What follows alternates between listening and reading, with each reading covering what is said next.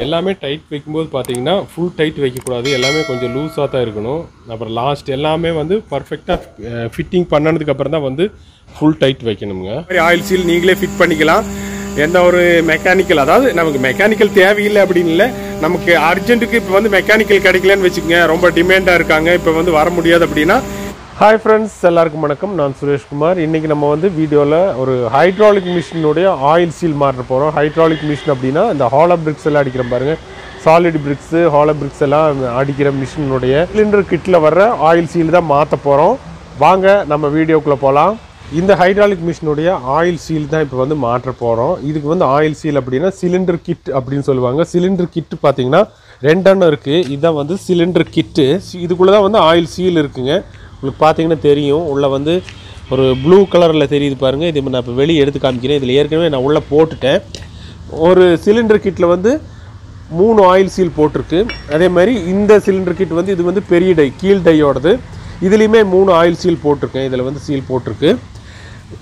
இந்த கிட்டில் தான் வந்து இதுக்கு மேல் வழியாக தான் வந்து ஆயில் லீக் ஆகிட்டு இருக்கு. இந்த சிலிண்டர் கிட்டில் வந்து ஆயில் சீல் மாற்ற போகிறோம். இந்த மாற்றுறதுக்கு முதல்ல பார்த்தீங்கன்னா முதல்ல வந்து மெயின் ஆஃப் பண்ணிக்கணும், தான் ஒர்க் பண்ணணும். மெயின் ஆஃப் பண்ணுறதுக்கு முதல்ல ஒரு வேலை என்ன அப்படின்னா, இந்த டையை வந்து முதல்ல மேலே தூக்கி வச்சுக்கணும். இந்த டை வந்து ஃபுல்லாக கீழே இறங்காமல் பார்த்துக்கணும். கீழே இறங்கிருச்சுன்னா இந்த சாஃப்ட் எல்லாமே, இந்த சாஃப்ட் இருக்குது பாருங்கள், இந்த சாஃப்ட் எல்லாமே வந்து கீழே இறங்கிடும். அதனால் இது வந்து கீழே இறங்காமல் பார்த்துக்கணும்னா கீழே வந்து கடப்பாற மாதிரி ஏதாவது கொடுத்து இந்த டையை வந்து கீழே இறங்காமல் பார்த்துக்கணும். இந்த மேல் டை வந்து கீழே இறங்காமல் பார்த்துக்கணும். கீழே இறங்கிருச்சுன்னு வச்சுக்கோங்க, டை கீழே இறங்கிருச்சுன்னா மறுபடியும் வேலை செய்கிறது கஷ்டமாக இருக்கும், ஆட்கள் அதிகமாக தேவைப்படும். இப்படி நம்ம இந்த டையை மேலே தூக்கி வைக்கிறதுனால ஒரு ஆளாக இருந்தாலும் வேலை செஞ்சிடலாம். இப்போ இந்த சிலிண்டர் கிட்டில் வந்து எப்படி இதெல்லாம் ஃபிட் பண்ணுறோம் அப்படின்னு பார்த்துடலாங்க. ஏன் இந்த வீடியோ நான் போடுறேன் அப்படின்னு பார்த்தீங்கன்னா, எல்லாருமே வந்து இது மாட்ட முடியும் அப்படிங்கிறதுனால தான். ஏன்னா நம்மளுமே வந்து இந்த வேலையை செஞ்சுக்கலாம், அதுக்கு வேண்டி தான் நான் இந்த வீடியோ போடுறேன். இப்போ சில பேர் வந்து இதை வந்து செய்ய முடியாது, இது ரொம்ப கஷ்டமான ஒர்க் அப்படின்னு நினச்சிக்குவாங்க. நானும் முதல்ல அப்படி தான் இருந்தேன். அதனால தான் இதுக்கு முதல்ல வந்து ஃபஸ்ட்டு வந்து பார்த்திங்கன்னா இந்த ஆயில் எல்லாம் வந்து ரிமூவ் பண்ணி எடுத்துடணும். ஃபஸ்ட்டாக வந்து இதில் எந்த பைப்பு கழட்டினீங்கனாலுமே ஆயில் வரும். அந்த ஆயில் பிடிக்கிறதுக்கு வந்து பார்த்திங்கன்னா ஒரு குடமோ இல்லை பெரிய கேனோ வாங்கி வச்சிட்டிங்கன்னா அந்த கேனில் வந்து இந்த ஃபுல் ஆயிலுமே பிடிச்சிக்கலாம். அது வாங்கி வைக்காத பட்சத்தில் நீங்கள் வந்து ஓப்பன் பண்ணிட்டீங்கன்னா எல்லா ஆயிலுமே வேஸ்ட் ஆகி போயிடும். அதனால் நீங்கள் ஆயில் வந்து பிடிக்கிறதுக்கு ஒரு கேனு இல்லை குடம் அந்த மாதிரி ஏதாவது சேவ் பண்ணி வச்சுக்கோங்க. இதுதான் வந்து ஆயில் சீல். இப்போ வந்து இந்த ஆயில் சீல் வந்து லேட்டஸ்ட்டாக வந்திருக்கிற ஆயில் சீலு. இது வந்து பார்த்திங்கன்னா வந்து ரொம்ப சிம்பிளாக தான் இருக்குது. ஆனால் இதுக்கு வந்து ரேட்டு வந்து பார்த்திங்கன்னா ஒரு பீஸே வந்து 200 பக்கத்தில் இருக்குங்க. இதோட ரேட்டு 200 இருக்குது. இதே மாதிரி முதல்ல எல்லாம் வந்து பார்த்திங்கன்னா சாதா ஆயில் சீல் இருக்கும், அதாவது மெட்டல் ஆயில் சீலு. அதுவும் இப்போ காட்டுறேன். நான் இப்போ போடுறது வந்து இந்த ஆயில் சீல் தான் போடுறேன், ஏன்னா இது இம்போர்ட்டட் ஆயில் சீலு. அதனால் இது ரேட்டும் கொஞ்சம் அதிகமாக தான் இருக்குது. இதைத்தான் நம்ம இப்போ போடுறேன். இப்போ ஒரு சிலிண்டர் கிட்டில் பார்த்திங்கன்னா இந்த மாதிரி 3 ஆயில் சீலு, அதுக்கு மேலே வந்து இந்த மாதிரி ஒரு மெட்டல் சீலும் போட்டிருப்பாங்க. இது வந்து பார்த்திங்கன்னா மெட்டல் ஆயில் சீல் அப்படின்னு சொல்லுவாங்க. இதுதான் வந்து ஃபஸ்ட்டில் எல்லாம் போட்டிருந்தாங்க. இப்போ நான் வந்து அது வாங்கலை, இம்போர்ட்டட் தான் வாங்கியிருக்கேன். ஆனால் இதுவும் வாங்கியிருக்கேன், எதுக்கு சேஃப்க்கு கையில் இருக்கட்டும் அப்படின்னு. இந்த ஆயில் சீல் பார்த்திங்கன்னா இது ரொம்ப ரேட் கம்மி, அதனால் இது நான் போடலை, ஏன்னா இம்போர்ட்டட் தான் போட்டிருக்கேன். இது வந்து பார்த்திங்கன்னா இப்போ இதில் இம்போர்ட்டட் ஆயில் சீல் தான் இப்போ போட்டிருக்கேன். ஏற்கனவே 2 போட்டிருக்கோம், இதையும் சேர்த்து 3. இந்த சீல் போடும்போது பார்த்திங்கன்னா இந்த காடி மாதிரி இருக்குது பாருங்கள், இது வந்து இப்படி உள்ளே வர்ற மாதிரி தான் போடணும். கொஞ்சம் சிரமமாக தான் இருக்கும் போடுறது. இப்படி தான் போடுறேன் பாருங்கள். 2 எண்ணம் போட்டிருக்கேன், தெரியுங்களா? இப்போ அடுத்தது 3ஆவது ஒன்று போட போகிறேன். வந்து பார்த்திங்கன்னா கொஞ்சம் சிரமமாக தான் இருந்துச்சு. இப்போ 3 ஆயில் சீலுமே போட்டுட்டோம், இம்போர்ட்டட் ஆயில் சீல் தான் 3மே போட்டிருக்கேன். இன்னும் இதுக்கு மேலே வந்து பார்த்திங்கன்னா இந்த மாதிரி மெட்டல் வாஷர் போட்டு இந்த மெட்டல் சீல் போட்டுட்டோம். அப்புறமா மேலே வந்து இந்த கொஞ்சம் டைட்டாக தான் இருக்கும், ப்ரெஸ் பண்ணி ஓகே செட் ஆகிடுச்சு பாருங்கள். இப்போ கரெக்டாக இன்னி ஆயில் ப்ரெஷரில் வந்து இது மேலே வந்துக்கும். ஓகே, கரெக்டாக செட் ஆகிடுச்சு. ஒரு பொட்டு ஆயில் கூட லீக்கேஜ் ஆகாதுங்க இதில்.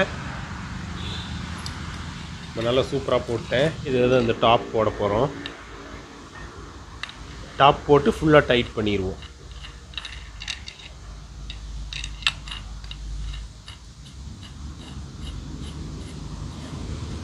ஓகே, இதோடைய ஒர்க் முடிஞ்சிருச்சு. இது எல்லாமே வந்து நல்லா சுத்தமாக க்ளீன் பண்ணிட்டு தான் நம்ம வந்து இதில் வந்து அந்த பம்ப் வந்து ஃபிட் பண்ணணும். அப்போ தான், அதாவது இந்த பைப் இருக்குது பாருங்கள், ஆயில் வர்ற பைப்பு, அதை வந்து ஃபிட் பண்ணணும்.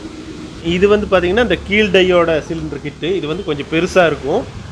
இதுலேயுமே வந்து ஆயில் சீல் இப்போ 2 எண்ணம் போட்டிருக்கேன், இனி 3ஆவதாக ஒன்று போடணும்.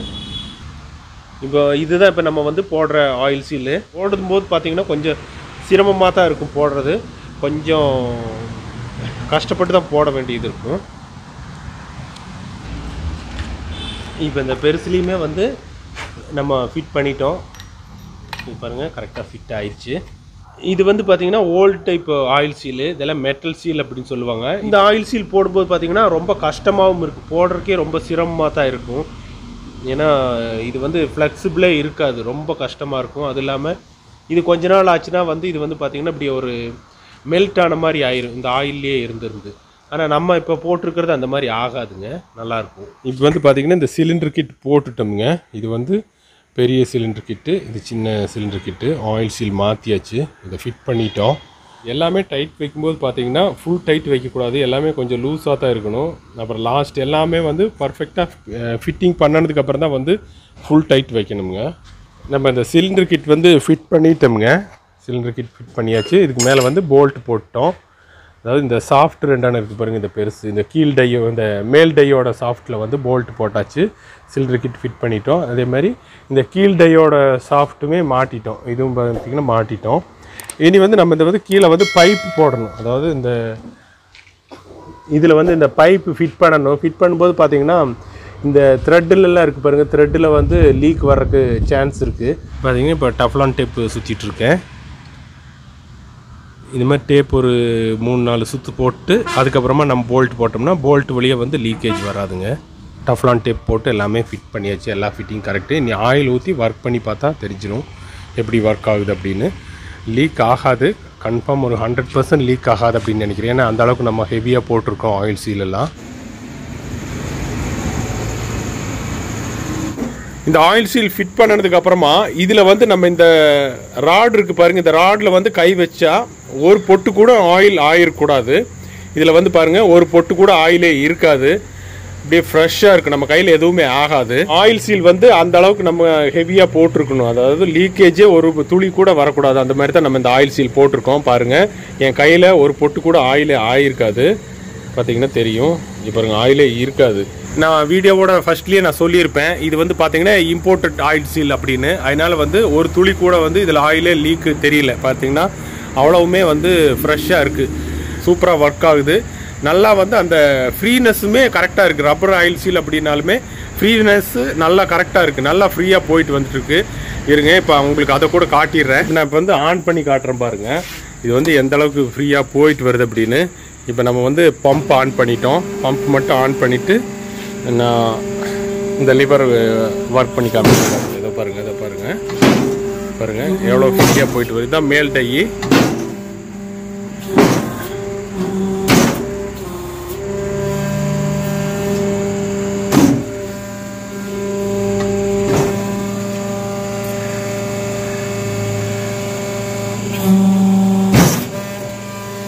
நமக்கு அதிகமாக ஒர்க் பண்ணுறது பார்த்தீங்கன்னா இந்த டை தான் ஒர்க் ஆகும். ஏன்னா இதான் வந்து இந்த ப்ரெஸ்ஸிங் டை, அதாவது மேல் டைன்னு சொல்லுவோம் இல்லையா, இந்த டை தான் வந்து நமக்கு அதிகமாக ஒர்க் ஆகுது.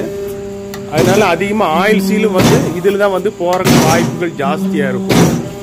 பாருங்க இப்போ நல்ல சிம்பிளாக தான் போயிட்டு வந்துட்டு இருக்கு. ஆனால் ஒரு துளி கூட ஆயில் வந்து லீக் ஆகாது, நல்லா பர்ஃபெக்டாக செட் ஆயிடுச்சுங்க ஆயில் சீலு.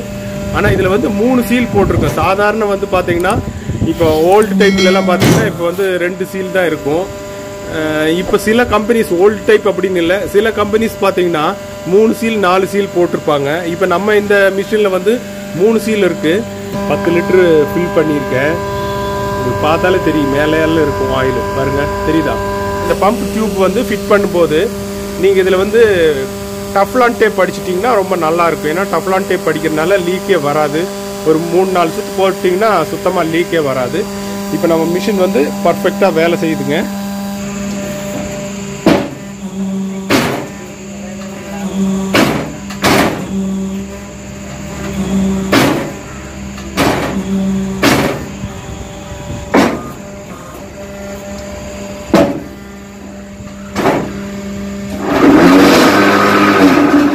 ஃப்ரெண்ட்ஸ், அப்போ நீங்கள் இதெல்லாம் பார்த்துருப்பீங்க நான் எப்படி ஃபிட் பண்ணது அப்படின்னு. இதே மாதிரி நீங்களும் வந்து இந்த மாதிரி ஆயில் சீல் நீங்களே ஃபிட் பண்ணிக்கலாம். எந்த ஒரு மெக்கானிக்கல், அதாவது நமக்கு மெக்கானிக்கல் தேவையில்லை அப்படின்னு இல்லை, நமக்கு அர்ஜென்ட்டுக்கு இப்போ வந்து மெக்கானிக்கல் கிடைக்கலன்னு வச்சுக்கோங்க, ரொம்ப டிமாண்டாக இருக்காங்க, இப்போ வந்து வர முடியாது அப்படின்னா நம்ம இந்த சிலிண்டர் கிட்ட வந்து ரெண்டுமே நம்ம கொண்டு போயிட்டோம்னா அவங்களே வந்து கடையில் எடுத்து கொடுப்பாங்க கரெக்டாக. அப்புறம் இந்த சிலிண்டர் கிட்ட கழட்டி இந்த மேலே இந்த டாப் இருக்கு பாருங்க, இந்த டாப் கழட்டினோம்னா உள்ள ஆயில் சீல் இருக்கும். அது எத்தனை ஆயில் சீல் இருக்கோ அதையெல்லாம் எடுத்து ஃபுல்லாக க்ளீன் பண்ணதுக்கு அப்புறம் தான் நம்ம வந்து இந்த ஆயில் சீல் கடைக்கு போய் அதை வந்து வாங்கணும். க்ளீன் பண்ணாமல் நம்ம அப்படியே எடுத்துகிட்டு போனோம்னா அவங்க வந்து இதை எடுத்து கொடுக்க மாட்டாங்க. எடுத்து கொடுக்கறதுக்கு ரொம்ப சிரமமாயிரும். அப்புறம் நீங்கள் அங்கே போய் ஒரு ஒர்க் ஷாப்பு தொலாவிட்டு இருக்கணும். அதனால நீங்கள் இங்கிருந்தே எடுக்கும் போதே வந்து இதை கழட்டி எடுத்துகிட்டு போயிடலாம். ஓகே ஃப்ரெண்ட்ஸ், இன்னைக்கு நம்ம இந்த வீடியோ இதோட எண்ட் ஆயிடுச்சு. ஓகே ஃப்ரெண்ட்ஸ், நீங்கள் இப்போ ஆயில் சீல் எப்படி மாற்றுறது அப்படிங்கிறத பார்த்துருப்பீங்க. அப்போ உங்களுக்கு எல்லாம் இந்த வீடியோ பிடிச்சிருச்சுன்னா அந்த வீடியோக்கு ஒரு லைக் பண்ணுங்கள். நம்ம சேனலை நீங்கள் ஃபஸ்ட் டைமாக பார்க்குறீங்கன்னா நம்ம சேனலை சப்ஸ்கிரைப் பண்ணிக்கங்க. மீண்டும் ஒரு யூஸ்ஃபுல்லான வீடியோவில் சந்திக்கிறேன். நன்றி, பாய்.